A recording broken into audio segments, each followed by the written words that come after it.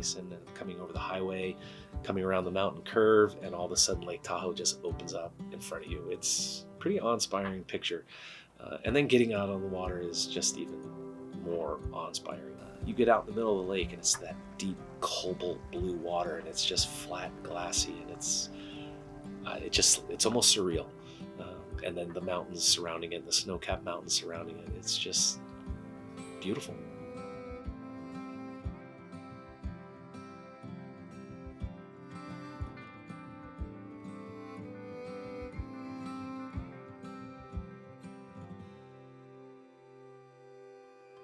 Lake Tahoe, it's a 2 million-year-old lake, second deepest lake in the United States at 1,645 feet, roughly. It's what's called an ultra-oligotrophic lake, so it's not very productive, meaning not a lot of nutrients. That's part of why it's so clear. That's one of the things my agency is aimed at protecting is water quality in the lake itself, and clarity is a major part of that. 72 miles of shoreline within 2 states, California and Nevada. California has 2/3 of the shoreline, Nevada has the other third. My agency was created in 1969 as part of a provision within the Constitution with creating compact agencies to oversee a multi-jurisdictional region. And so we have the ability to create rules and enforce them to protect Lake Tahoe. Water quality, air quality, vegetation, but recreation is part of that as well. And so boater experience, the beach experience, the hiking experience is something we are charged with protecting. We have a $5 billion recreation-based economy, millions and millions of visitors, 13 marinas, lots of beach time, lots of boating activities, tubing, kayaking, what have you, water skiing, wakeboarding. But that outstanding national resource water comes with it an anti-degradation policy.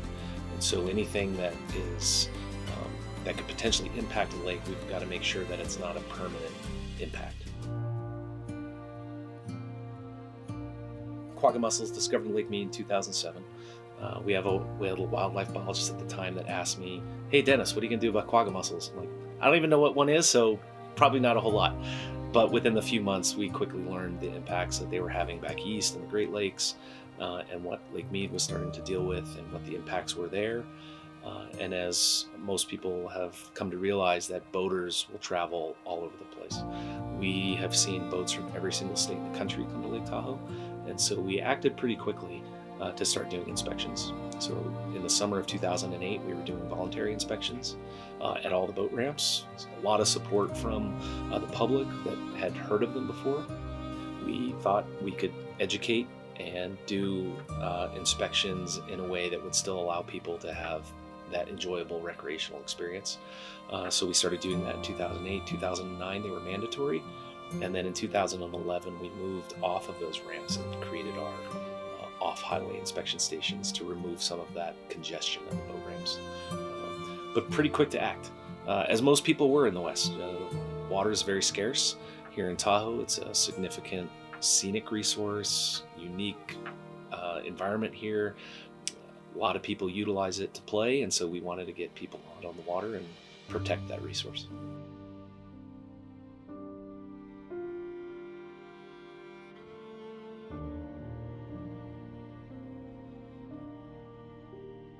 When mussels were found in Lake Mead, a lot of people acted very quickly, and there probably wasn't a lot of coordination amongst the West because there wasn't time for that. You had to do something. But over the first couple years, when we started talking to each other, we weren't using the same terminology, we weren't necessarily following the same protocols. So we kind of scared each other if we called one lake infested, or that freaked us out, because now if we have a boat coming from that lake, we're going to want to decontaminate every single boat that comes from there. And so in 2013, we started a building consensus effort. 19 Western states and other federal organizations, and then entities like the Tahoe Regional Planning Agency, getting together in a room and hashing all that out, talking about what infested meant, or what lakes were positive, or what type of monitoring should you do and how often, and what protocols should you be following for inspection and decontamination. So not only were we speaking the same language with each other and we know what we're talking about, boaters know what to expect when they cross state lines. That makes it easier for everyone. It makes my job easier, it makes the boaters' experience much more enjoyable. And then when we have that consistency, it brings credibility to all the efforts that we're trying to do. And organizations like the National Marine Manufacturers Association or the federal government see that, and it's worth then investing and putting money towards, because we're finding solutions and doing things that are actually preventing species from spreading.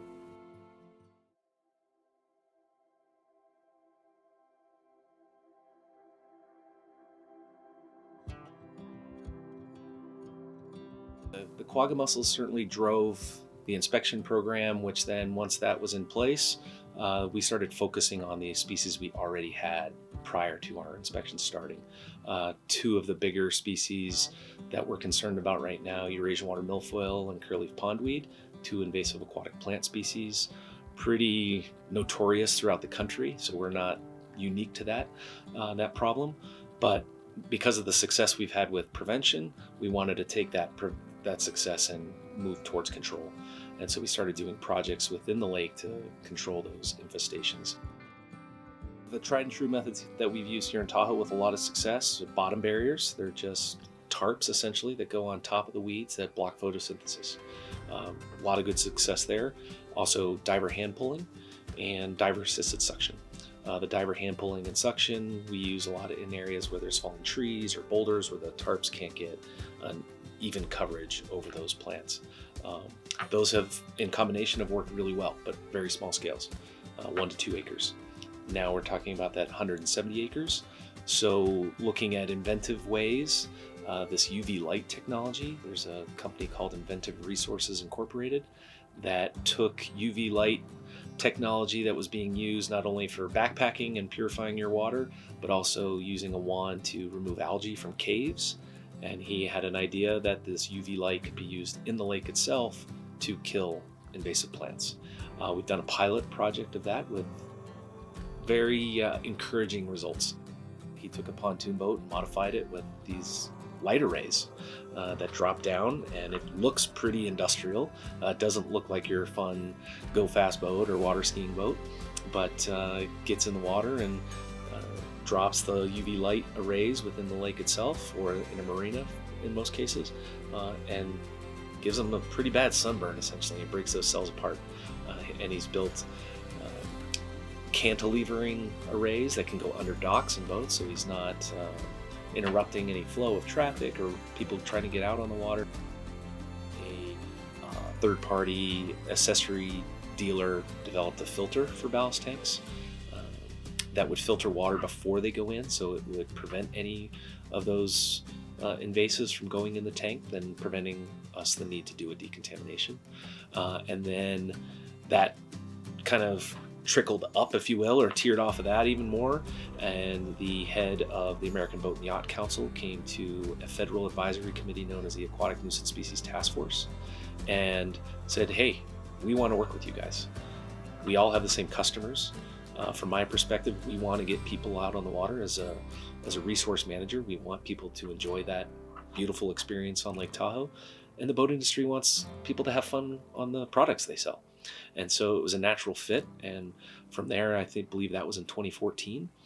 We had our first Aquatic Invasive Species Summit in Las Vegas, and brought members of industry and resource managers from across the country to talk about what the problems are, what we're doing from a resource manager's perspective to prevent the spread, and educating the industry, so to speak, on what we're doing to their boats.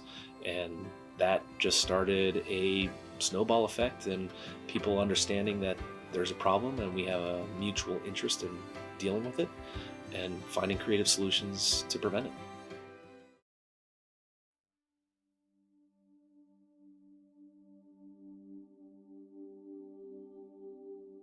I'm pretty optimistic. A lot of people were naysayers in the beginning that you're just gonna get quagga mussels, so you're just delaying the inevitable. But after 11 years, with dozens, maybe even hundreds of water bodies in the West being infested with quagga mussels, I think we've set the record straight that prevention works.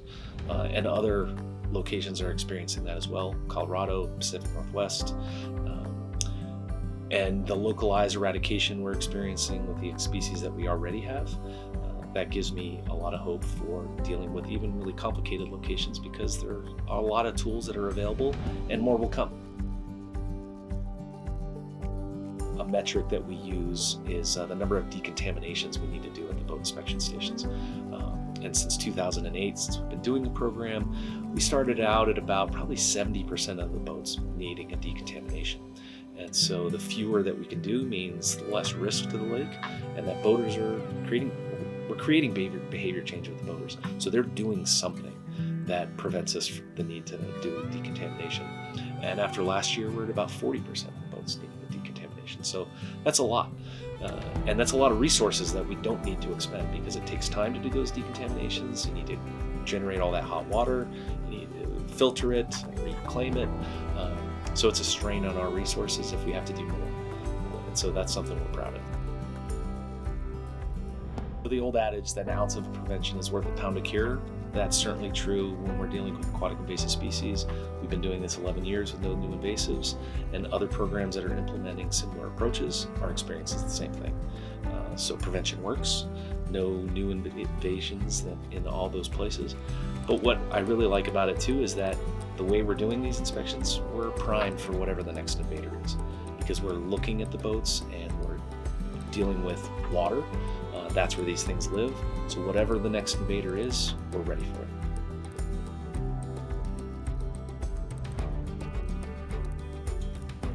From my perspective, I've been a civil servant essentially my whole entire career, working in a regulatory environment, and the collaborative approach that we've taken on an aquatic invasive species side, I think, is somewhat unprecedented. Because there is that mutual desire to people to recreate and enjoy that experience. And so I'm not interested in banning boats or limiting the number of boats here. I want people to have fun. It's a beautiful resource. I've gone out there, it's awesome. So I want more people to experience that, and that's one of my agency's charges, is protecting it for generations to come, and recreation is part of that. And so working with the industry that know their boats way better than we do, and they hire all the smart designers and engineers, who's better to help find new solutions on design and construction than the engineers and designers themselves.